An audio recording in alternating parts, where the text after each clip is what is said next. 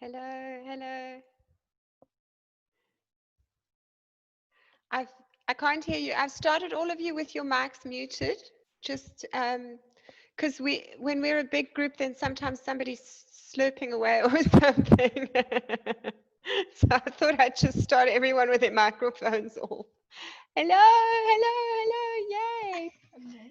We've got a whole group. It's Chin from Paul. Oh, I'm so pleased to see you in person, Chin from Paul. And then if you want to unmute, you just hover back and you just click mute again. So am I muted? Okay. No, you're not muted. Sorry, I'm just helping. I'm not showing my face. No worries. And maybe you guys can all unmute as long as there's no one drinking cool drink or tea or anything like that. The plus. Then you can switch yourselves on. Hello, Carol. Oh, we've got a whole bunch joining us. This is fantastic. Yay. And can I see a show of hands just for now? Who of you are in the quilting group? Because I know I put the invite out to a bunch of people from different groups. Okay, so you're mostly from the quilting group. Okay, awesome. We've got a few more joining us. Yay. Okay. I'm just going to give it a minute or two so that we can get everybody in the room. Yay. So we've got Chin from Paul. Gwyneth, where are you? In Randburg. Randburg, awesome. And Carol? You can unmute your... Four ways. Yeah. Oh, so we've got two from Joburg. Yeah. Okay. And then Anna Marie, where are you from? Anna Marie's got no voice. And then I've got somebody who is only a Galaxy A30s. I'm not sure who that person is. Hello. Okay.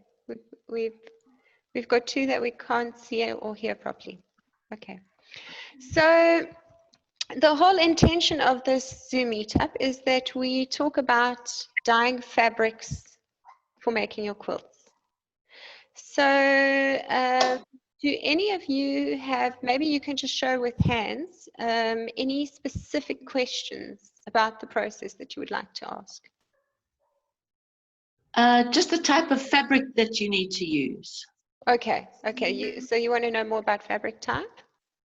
Type of dye. I guess Type the of type of dye. Okay, okay, and Chin? I'm always better with the fixatives, especially when I'm doing natural dyeing. Okay, and when you say you battle with the fixatives, you don't know which ones to buy or they don't work well? When I was doing natural dyeing with vegetables, then when I rinse them, I lose the color a lot. Okay. That's just one of the things that I was doing. I haven't done very much dyeing with chemical dyeing. Okay, so you've except mainly for worked... the sun dyes. Okay, so you've mainly worked with natural dyes and you haven't had great results? No, and I've worked with sun dyes as well, the Dala sun dyeing. Okay, okay. And Glenda has just joined us. Hello, Glenda. Okay. So I'm going to launch in and I'm going to start with the correct fabrics to use. So, and maybe at this point, I'm just going to mute all of you, just so that, because here we've got some background noise coming through. So I'm just going to mute all of you. And then when you need to speak, if you'll just unmute yourself, just so that we don't have all this background dogs and stuff going on. It's very distracting. So in terms of selecting the correct fabrics to dye with, where a lot of people go wrong is they think that there's one dye that works on all different fiber types. And so they think, okay, if I've bought whatever the brand is, that I can just add it to any fabric and it'll just work. Where the reality is that you actually get specific dyes for specific fibers. So chemical is fiber specific. And typically your dyes will be separated into basic groups. So there's a group of dyes that works on plant fibers, and there's another group that works on animal fibers. And they don't always cross over between the different fibers. And your dyes that work on plant fibers typically bond with the cellulose in the fiber. So you'll often find that a dye that works on a cotton will also work on a linen and a viscose and anything that's got cellulose in the fiber. So that's why some of them will cross over different fibers. It's because they actually bond with the cellulose in the fiber. But just because one dye will do that doesn't mean they all do that. And you also get different kinds of dyes. You get reactive dyes, which create a chemical bond with the fiber itself. And then you get pigment dyes that essentially just coat the outside of the fiber. And they have slightly different ways of working. So what I recommend is that you always try to match a chemical with the fiber that you're working with. Now, sadly for us at the moment, most of our fabrics have got polyester in the blend. And most of the commercial dyes that you buy over the counter don't actually work on polyester. So what will tend to happen when you dye polycotton blend fabric is the cotton parts of the fiber will take the dye, but the polyester remains white. And so if you're dyeing a polycotton blend, very often your colors will come out pastel colored. And that's because you've got these white fibers in between the colored ones.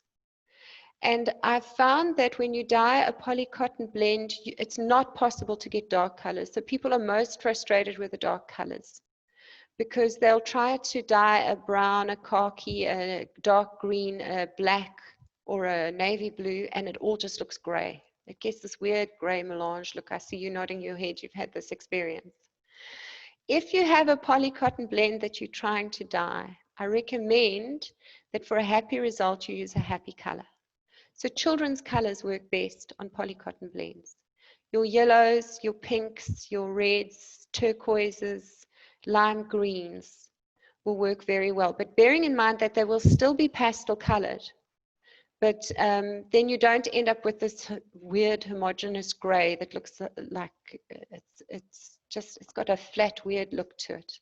So if you think you've got a polycotton blend, then go for pastel colors and go for light, happy colors on your polycotton blends and you'll get better results. So if you can only source polycotton blends, then make baby quilts and things for kids or like light, happy colored things.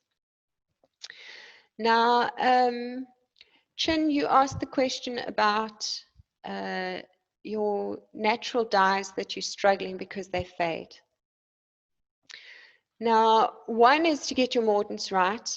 So I suggest you do a whole lot of reading online about your natural dye stuffs and what mordants are best to use with them.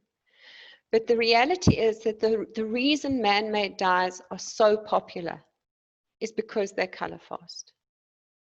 Typically, your natural dye stuffs are not as color fast as your man-made dyes. And that's why man-made dyes remain popular and will remain popular with your fabric mills and people who are doing dyeing on an industrial scale. One of the other reasons that they also remain popular is that it is easier to get a color match with a man-made dye stuff. So when you're working with natural materials to try to add color to things, your color can vary quite radically depending on where the natural materials were harvested, how they grew, what soil they were in, how much water they got, how much sunlight they got. And it's because of that variance that people end up so when I used to mass produce for the fashion industry, there was no way I could use a natural dye stuff. Because fashion designers would come to me with a very strict expectation of a color match. They'd bring me a Pantone color that they'd expect me to match 100%. And the only way I could do that was by using a man-made dye, a man-made chemical. Now, do you ladies know how to, you can just nod your heads. Do you know how to spot a polycotton blend? Do you know how to test? Okay, so Gwyneth, here's some information I can give to you, and Glenda. So when you buy a fabric in a store, I know that these days it's very, very difficult to tell a poly cotton blend from 100% cotton. In the old days, I used to be able to walk into the store and just touch them and know the difference. But these days, they put all sorts of chemical coatings onto these fabrics that you really can't tell the difference between a cotton and a poly cotton blend anymore. It's becoming much more difficult. So there are a couple of ways of doing it. One is a burn test. So please don't set the entire roll of fabric on fire in the store. Try to get your hands on a very small swatch and burn it. If it's cotton, it will make a white flaky ash, and it will smell almost like burnt thatch or something like that if there's a smell that comes off it. If there is polyester in the fabric, you will find that it kind of rolls up and makes a hard edge, sometimes even a blob. And that's the plastic in the polyester that then melts and hardens. So if you've burned it and it's got this kind of hard edge to it, or even a blob, then you know it's got polyester in it. And then you know you're going to have challenges.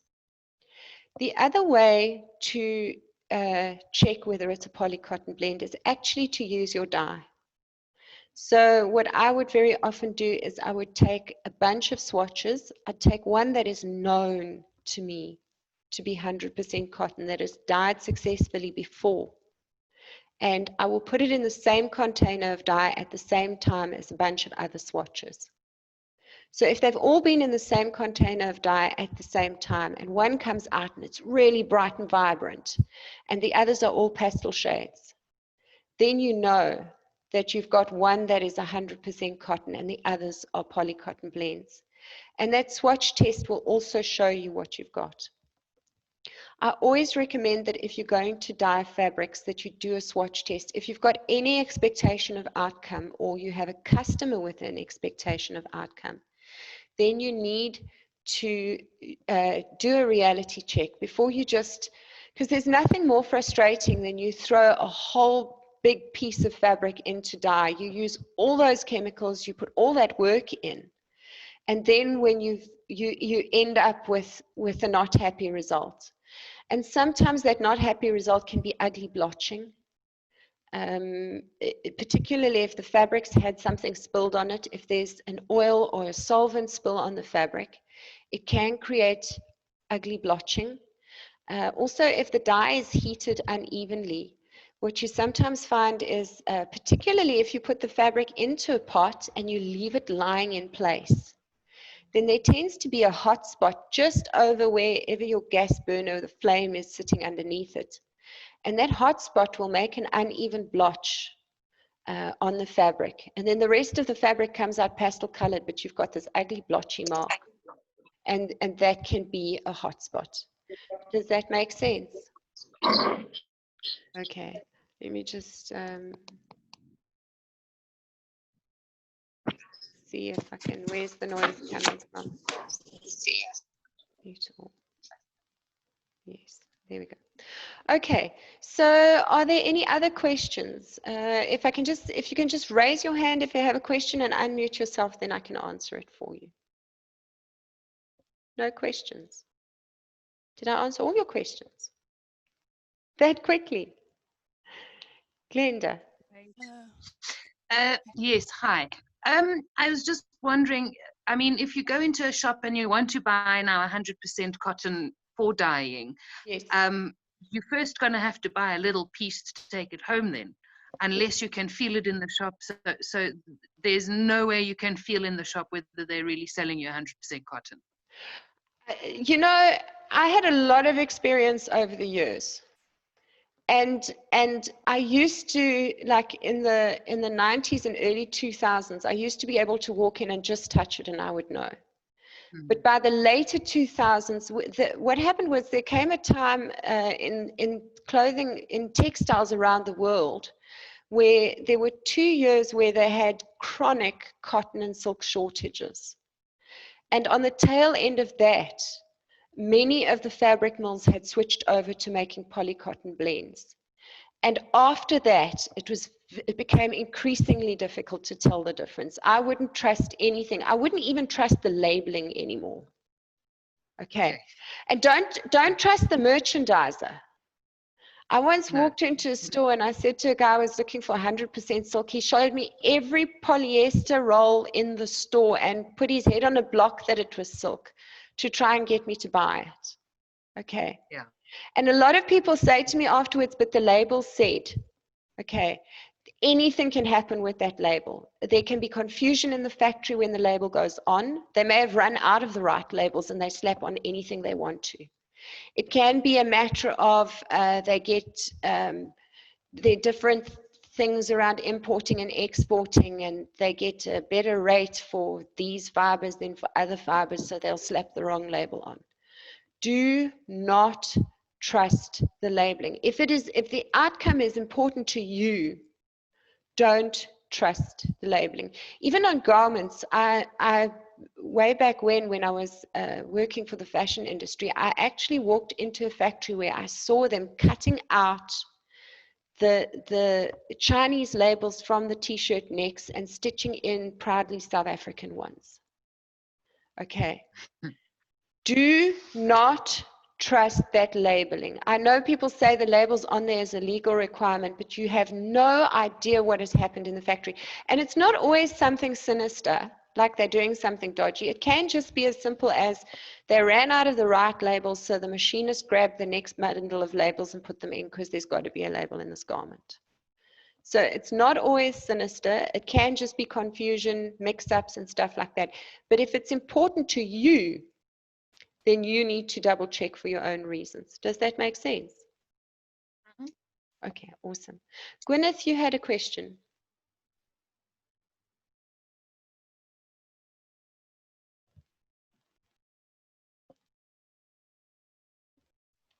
Can you hear me? What type of dye would you buy? Because I haven't dyed for a million years. I sort of dyed a pair of pants once and that's about it. But I don't think I used Dylon then. But Okay, so my response to this is whatever you can get hold of where you live. oh, really? So availability plays a big role in what you buy. Okay. I can really recommend the Slipstream dye brand because that is the dye brand that I developed. I have since handed the business over to a friend of mine who's now running it. She was one of my stockists. And she is now running the business, but I know that she's still buying from the same supplier that I was, and she's still buying the same dye that I was.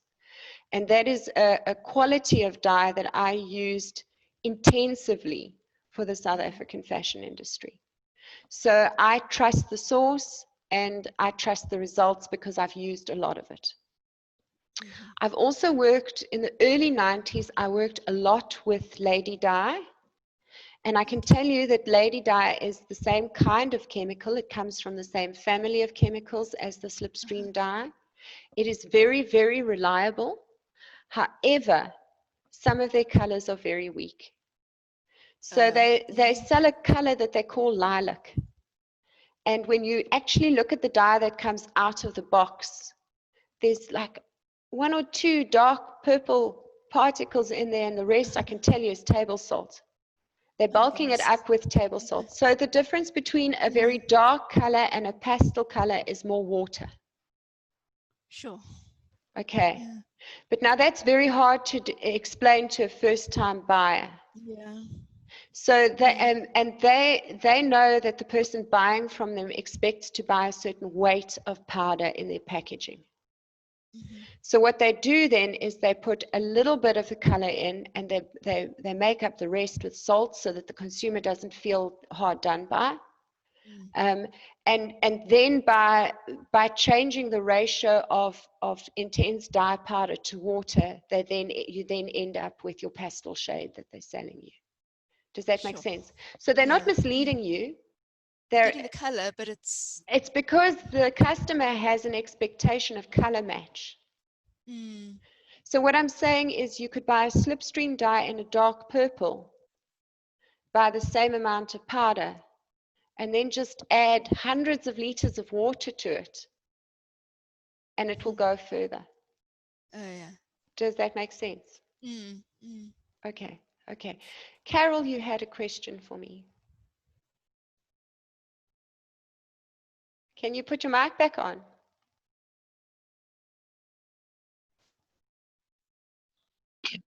is where to buy the dye. Okay. It's Okay. not freely available. Okay. Yeah. So Except from your friend. yes. So you can go to the pharmacy for your lady dye and your Dylon. Dylon's also a very reliable dye stuff to use. And then Dala has also brought out a brand of dye that you should be able to get at the craft shops that carry Dala products. And I'm told that it works quite well. I've never used it myself, so I can't tell you pack sizes or anything like that. So you'll typically find them in your craft shops or in your pharmacies. If you contact the slipstream supplier directly, you'll find her on Facebook at X Factor Crafts, and her name is Hanneke van Linger. And she sells everything from single-use sachets that mix up 2 liters of dye to 250-gram packs to kilo packs. So Hanneke is the only place where you can buy in bulk.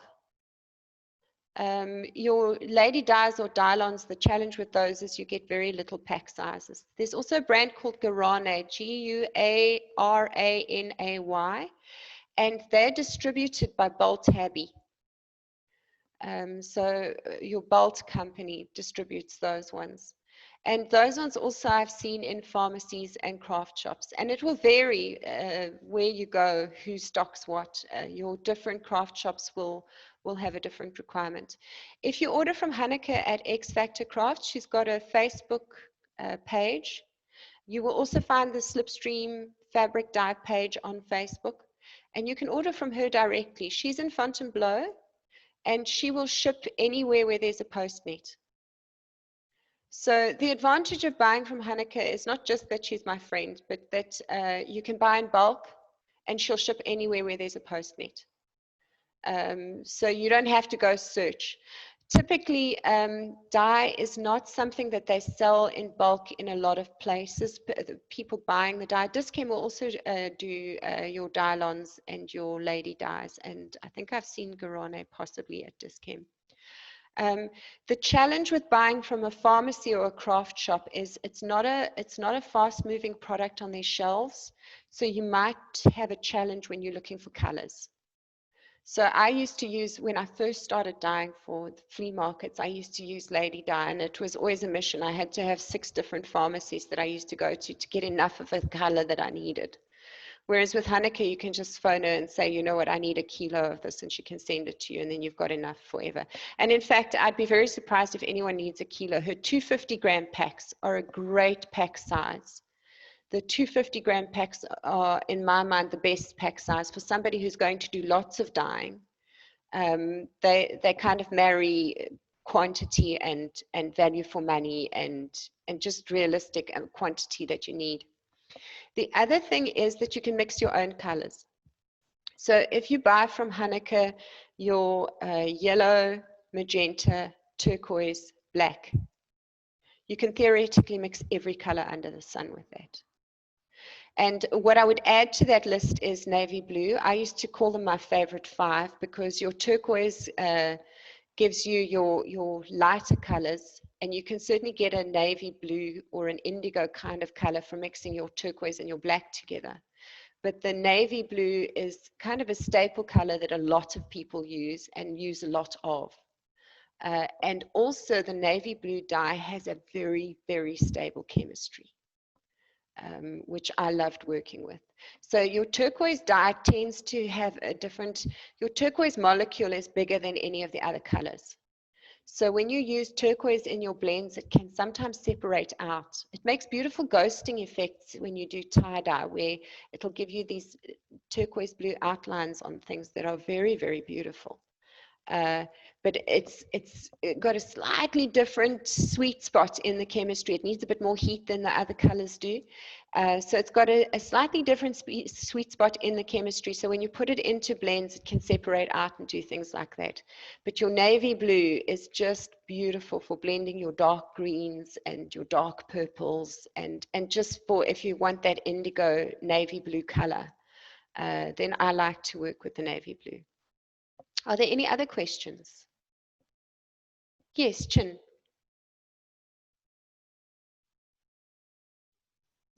Okay.